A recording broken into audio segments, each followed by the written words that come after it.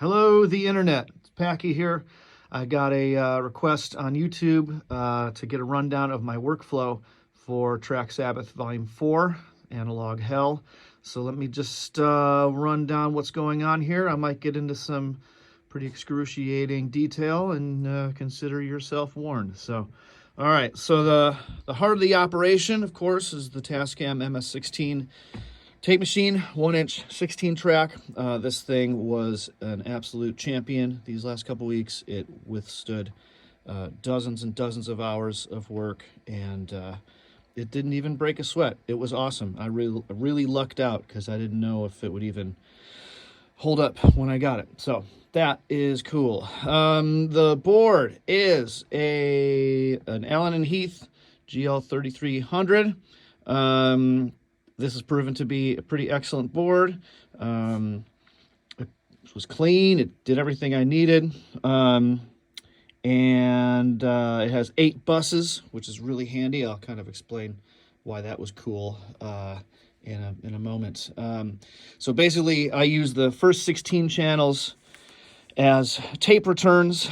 So all 16 channels of the MS-16 are fed straight into the line inputs on 1 through 16.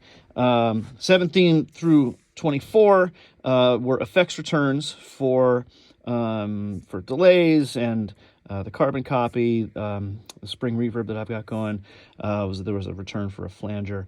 And also the room mics, which I used in the hallway or in the bathroom for echo chamber stuff, those returned back here on 23 and 24.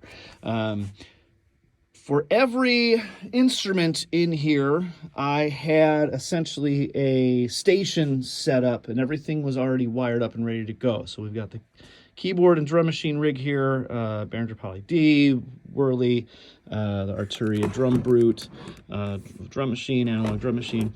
All these are already good to go. They were already plugged into DI boxes and all routed up into the patch bay, which, well, that's that in a second. So the guitar amp was already mic'd up. That mic is gone already, but it was mic'd. The drum kit was already mic'd up, good to go. Again, some of these mics are gone. I'm already sort of mid-striking some stuff.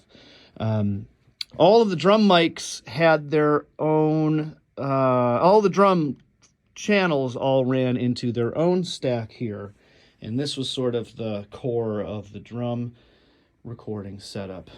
So we used a Warm Audio WA-73 for the kick and snare. And then all of the other channels went into the Mackie to then get summed and sent out of the master of the Mackie. So basically the drum kit was 4 channels total most of the time. Kick, snare, and then the rest of the kit. So I was using EQs and some compression and gating on the toms, mostly just the EQ. And then everything would be bounced down to the 2 channels and onto tape. And so we had a similar deal with the piano in that, and also I don't know why I keep referring to myself in the plural, but that's just how we do it here, okay? So the piano was already mic'd up with these crappy AKGs, which actually worked pretty well, but they were cheap, and I knew nobody else in the studio was going to take them while I was using them, so that's how they ended up there. These were already fed into the this kind of channel strip stack, which had previously been on top of the piano. Digital MPA preamp, obviously not using the digital part of it, but and the Pro VLA compressor and a DBX graphic EQ. And having this right at the piano meant that I could just sit at the piano, tweak the tones and the compression and stuff as I needed, right from playing position, and not have to run back and forth to the mixer and whatnot. Hammond C2 with Trek percussion, making it a C3 plus, and that was going to this Leslie, which was mic'd up again at all times. Everything's all kind of out of whack now, but you can see. And these were actually going into 2 channels of the drum mixer, and I would just mute all the drum mics and unmute the Leslie mics to send signal over to the tape. I also have another Leslie speaker on loan here, which I used for guitar and other things. I think it was mostly just for guitar on this record. I would just take these mics and swing them up to that Leslie if I needed to record that. That Leslie was powered by this Epiphone Valve Junior way down here, and the Leslie foot switch is right down there. So I could stand at this position and control the Leslie from afar.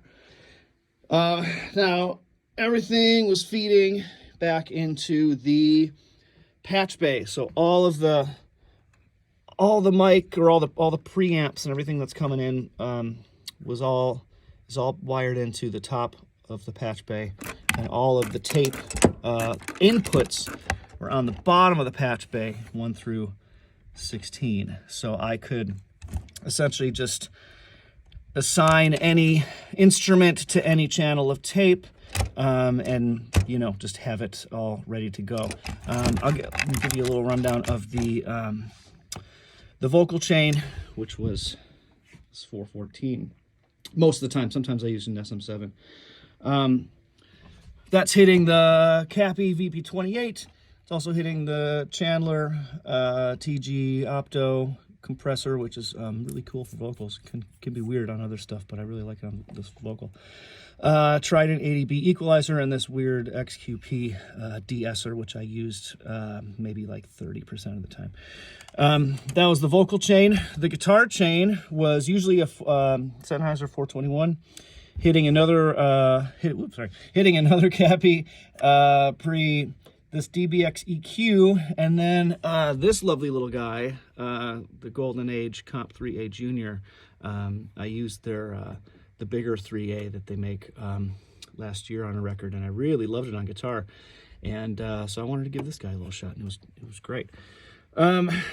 Also in the rack down here is the radial tank driver, which essentially it powers spring reverb tank, and you can it basically just turns into a spring reverb unit in a 500 series.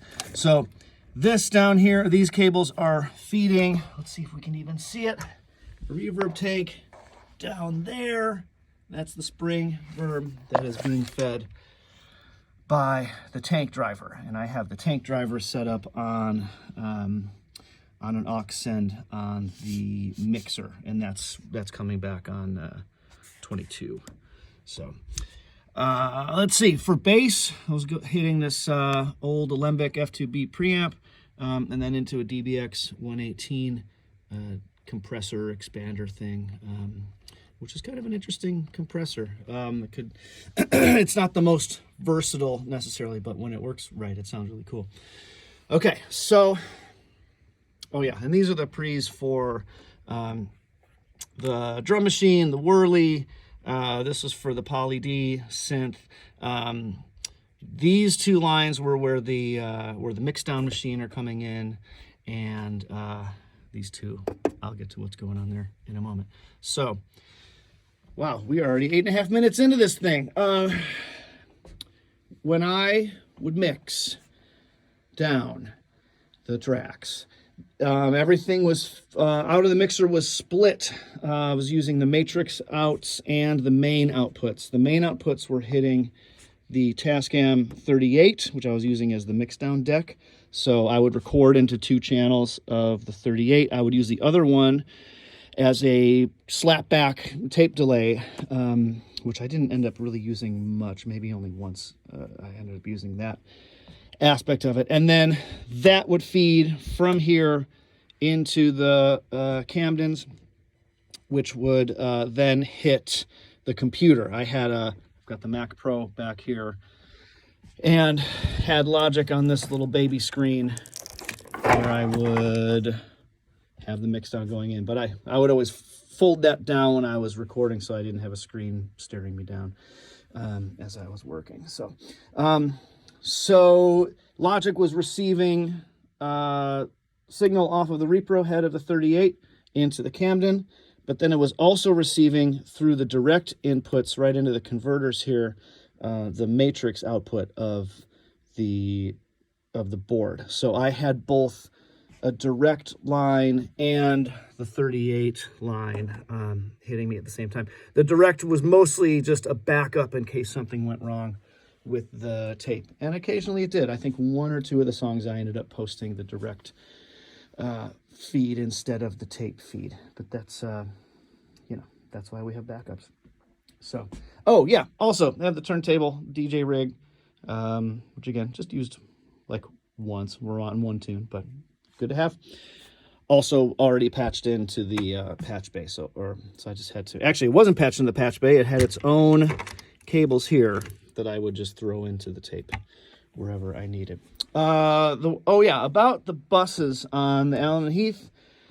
The thing I really liked about these was that I sort of set a couple of these buses up as like parallel compression processors. So bus 1 and 2 had this Alesis micro limiter on the insert, which is a really aggressive, really sort of crazy 90s, late 80s limiter that can really smash and grab and be really kind of gnarly sounding. And it's fun. It's cool. A lot of people hate it. A lot of people love it.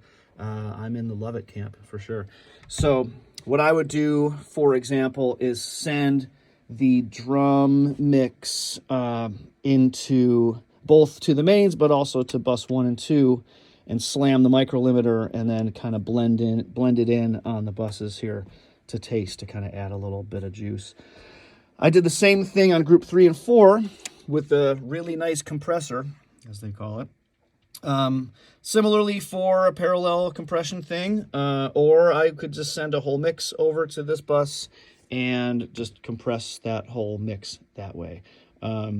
Actually, one of my favorite sounds that I got on the record was the vocals on Guns and Alcohol, with which I just sent straight to bus 1 and 2. Did not send it to the mains. It just through 1 and 2, then to the mains, and just, you know, crushed on the micro limiter. So I could have basically used these compressors both as parallel, or if I took them if I took the channels out of the left-right, then it was actually routing through those effects. And then I had another really nice compressor on the master, which I was usually trying to get maybe just like 2 dB or something of compression, just a little touch of it. This cheap little Rain Mojo graphic EQ was also on the master. Occasionally it would help to just bump a little bit of brightness into it before hitting the tape. And as far as I can recall, I think that's basically how it all worked.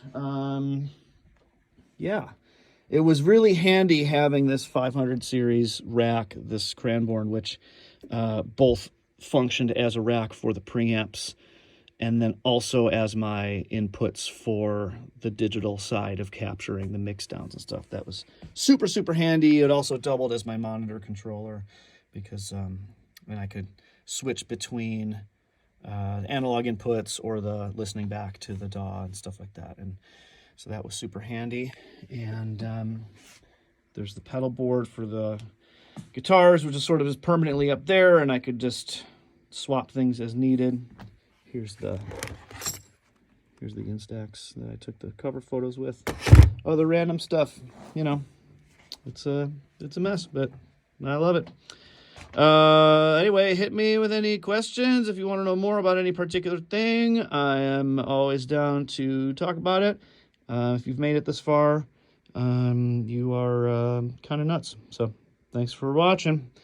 Thanks for listening. Thanks for supporting PackyLunham.com. Love you. Bye.